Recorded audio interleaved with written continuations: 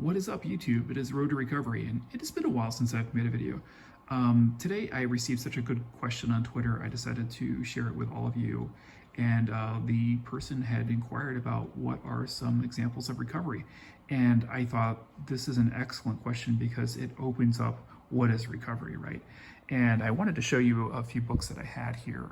So what these books are individual examples of specific recovery programs, and I've worked several of them. So this book is what in my 12-step program we were using up until a few years ago. But this is made by Patrick Carnes, and it's called The Gentle Path Through the 12 Steps.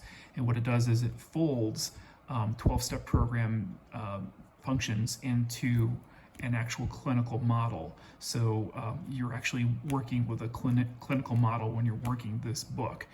So it's good for just about any 12-step program.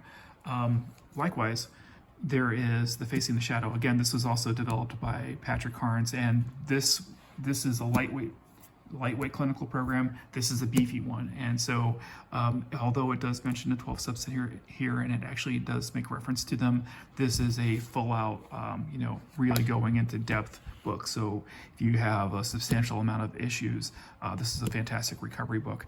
And I've also got the SLA big book here, which unfortunately has been beaten up so many years, but it's, this is also a recovery book. This is a recovery program. So these are some examples of some recovery programs. And of course, you could go to a recovery program. So SAA, SLAA, those are example of two 12-step programs that are specific to, whether it's sex or porn addiction. So those are recovery programs as well. But on top of everything else, when we talk about the hierarchy of things, right? On top of everything else, so you have the recovery programs, and then you have the nature of a recovery plan. And what my channel tries to address is perhaps some of the gaps that happen there. My channel is talking about the holistic recovery path, and that recovery path, in my opinion, starts first with a recovery plan. So you start by acknowledging the fact that you have a problem, but in order to resolve that problem, you have to have a plan. And so that plan is basically your path to all the things you need to do. So regardless of what recovery program you choose, and there's a lot of them, and I'll even post some screenshots here of different types of recovery paths that you could potentially choose. All of them are individual in that they have a specific fold for how they like to approach what is considered healthy behaviors.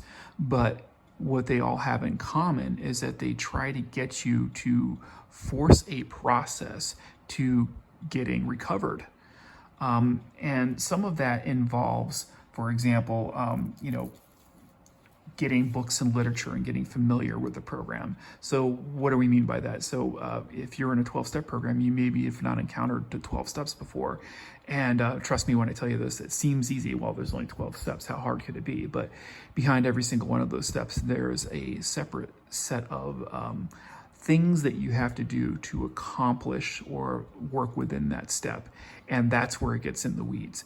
And so as a part of that, you usually want to seek somebody out that's got experience inside of the program so they can guide you. That's called a sponsor, right? So again, that's part of, getting familiar with the program and getting inundated with like everything that comes inside of that program.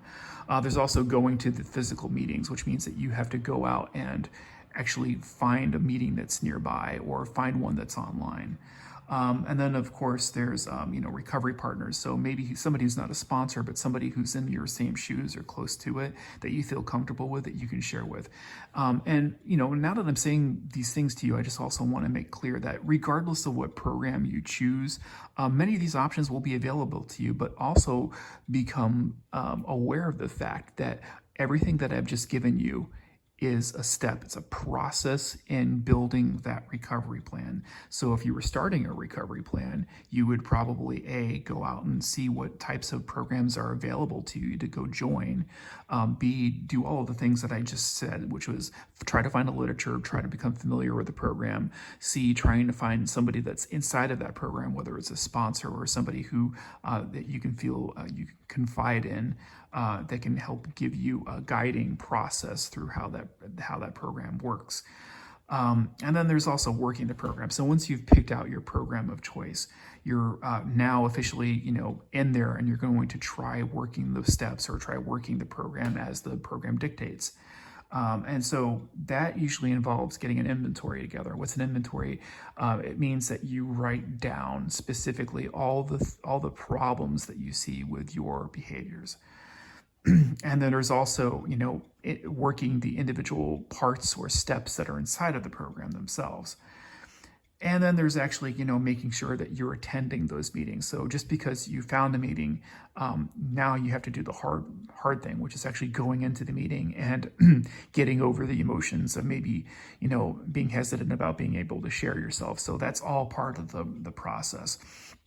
And then for some folks that have really done a lot of damage, there might be making amends. So, and this is all sequential, so you don't do everything simultaneously, but in many of these programs, you'll get to a making amends process where you confront somebody who maybe you've hurt in some way, and you try to rectify the situation. And then there's also something called service work. So once you become part of a program, you try to do as much as you possibly can within that program in order to help it out. So, the programs only work from volunteer effort. So once you're inside of a program, you're contributing to helping the program move forward and helping them not only help you, but help others as well. And then there's also, outside of the general program, you might decide to go to a clinical program, right? So rather than maybe say join a 12-step program, you decided to go to a full facility that uses psychotherapy, or maybe you're just going to a therapist on your own, and that therapist may have his own program, his or her own program, which is a certain path of things that you will have to do. By the way, most therapists will work hand in hand with various programs that are out there. As a matter of fact, I had a therapist who worked directly with me on this particular book. So, all of those are options that you can, work independently or work together. And so when you start compounding those, when you start acting, clinical therapy on top of, what might be in some of these books, there's a lot of work involved. So, and you still have to balance that with the rest of your life, right?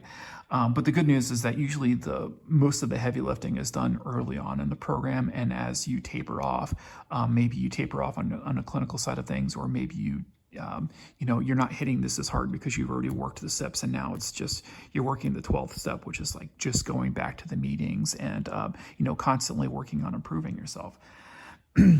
And on top of everything else, so you're doing all of these things inside of the book.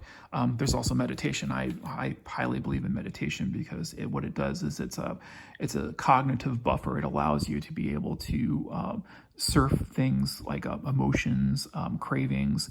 It allows you to become more disciplined in your mind so that you're not always at the will and whim of whatever craving or emotion hits you at any given point. By learning to adjust to whatever emotions or cravings you're experiencing, you're better equipped to go through the world and not be, an addictive freak. My words, not anyone. Not obviously. That was just a joke, folks. So other thing is exercise. I consider exercise to be important. Try to get as much exercise as you possibly can. Keep up with journaling. I think journaling is a very useful activity. So journaling is just taking whatever's inside of your mind and putting it on paper. It can be about what you've encountered in therapy. It can be what you're dealing with in terms of your emotional states, in terms of your cravings. A lot of us fall into addictions because there's stuff happening in the outside world that we couldn't cope with. So by just journaling, you're coping with it. You're putting those thoughts onto paper, and you're facing and confronting those emotions. And there's the working on the self part, which that's what all of these books are building up to, is you working on you. So what are you doing? If you have problems with anxiety, what steps are you taking right now to work on your anxiety? If you are having trouble with heartache, unrest, stress, anything that might be contributing to the addiction, right? If whatever those problems are, what are you doing right now in order to fix that? And that's something that should be built into a recovery plan. It's one thing to talk about it. It's another thing to actually do it. So what these things will help you do is reveal all of those problems. And some of them will even be prescriptive. They'll recommend some paths that you might take in order to confront those situations. And sometimes it's just working with a therapist. And sometimes it's just, the act of doing the journaling, the act of doing the meditation will help you better cope with those problems. So this is the entirety, I think, of what recovery looks like. And it's enormous, man. I have a recovery plan that is just pages long, And, I would say that sometimes it just starts off with the very first thing, which is just getting a blank piece of paper, and you write on the top of the paper, you write recovery plan. And then, exactly what I've told you inside of this video, you start out with, what is a good recovery program for me? And some of those recovery programs, you can just work on your own. Some of the recovery programs you work with others. But whatever program you are looking at, look into it. Attend a couple of meetings. Look into the literature online and see if it's something that speaks to you. And if it does, take the next step. And then on that piece of paper that you said that you wrote down recovery plan, that's when you start writing down the next things to do. Get familiar with the program. Get familiar with the literature. Get familiar with the people who are attending the meetings, maybe even seek a sponsor. All of those are steps on your recovery plan. And then as more things get revealed to you, you keep adding on to the recovery plan. So if you come to the realization that, there was some anxiety stressor in your life that was contributing to the addiction, okay, what are you going to do to fix that, right? And so the recovery plan keeps on getting longer and longer and longer. But it's not that you're constantly tackling everything on the recovery plan. Some are going to be sequential. In other words, you can check them off and move on to the next thing. And other things, you're just going to be doing them constantly. So for example, on my recovery plan with meditation, it's a daily process, right? So I hoped this helped you, and I hope this was giving you enough explanation as to what a good recovery program might look like and types of things that you would consider to put on your own recovery cycle. Thank you for listening. This is Road to Recovery.